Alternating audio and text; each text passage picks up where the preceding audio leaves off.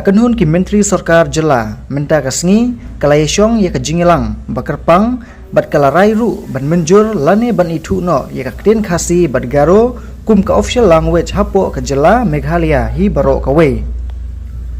Habakren cakilat pathai khubor hadin kajingilang kabinet u Myntri rangba ulong bakane kajingilang kalashim ya kirai kibalong kibadon kambha kaban penkala ya kasensar pajba kilat jingyo kam bat ya kajingya da ya ki Ktien tenrai bat hakaju kapor ka Sorkar jela kala menjur ru ya ka Meghalaya Official Language Ordinance arajar arpunreu bat kala weng no ya ka Meghalaya State Language Act arajar san katkum ka ordinance bat thamai ya ka Ktien Khasi bat garo on Ithuh kum ki official language hapo ka jela rengkat bat ka Ktien phareng bat shushu ulaong bat samla wat kamru kilayo ban pendenkam da ka Ktien lajong haba wat kam Sorkar ula benrap da ka boong un sedang ban pendenkam ya ka Ktien Khasi bat garo haki jingya keren bat jingtho Sorkar haki por ban wan on penkelaru ya ki an ki badonkam kentup ya ka Meghalaya State Legislature Continuance of English Language Act khandai spa prapho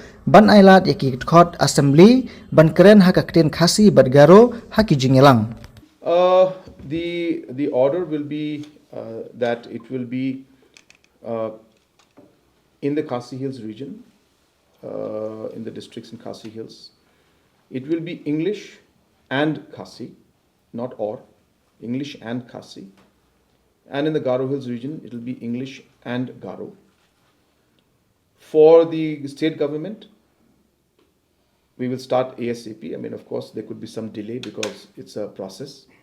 But the notifications and the gazetted notifications and the orders that come out from Government of Meghalaya will be in English, Garo and Khasi. Not or, but and. So all three languages will be there. The communication inter-district will happen in English. The official notifications and orders and file notings will be in English. So we will be coming out with detailed rules as to which area, which process, which languages will be used. But our effort will be to ensure that the normal day-to-day activities are not hampered. This will only be in addition. So while English is being used in certain areas, Garo will be added.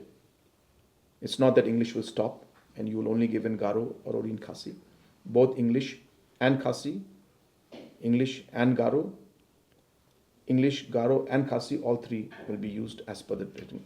But English will always be a common thread that will go through. So therefore there should not be any disturbance or disruption in terms of communication. So that's the basic decision we have taken. Of course, the detailed rules will be coming out soon. So when those rules come out, then there'll be more clarity on the actual implementation. So what is the financial implication to include these languages in the official language? So we will obviously need to have translators in the assembly. Of course, we'll be discussing with Honorable Speaker. The decision will lie with him. So we have to have a discussion with Honorable Speaker at official level. But I can share with you that I have had a communication with Honorable Speaker.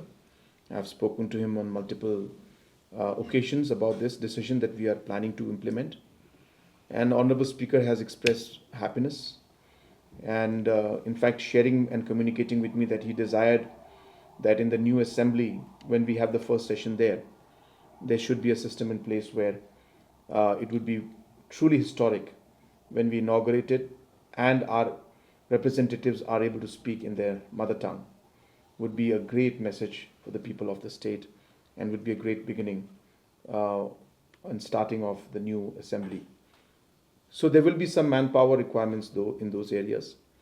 And of course in the district level also and at the same time at the secretariat level, we will require certain manpower.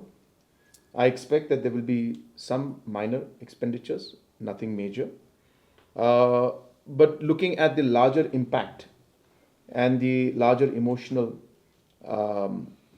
connect and how this is important for our people and especially for future generations, I think the financial impact is not a big consideration.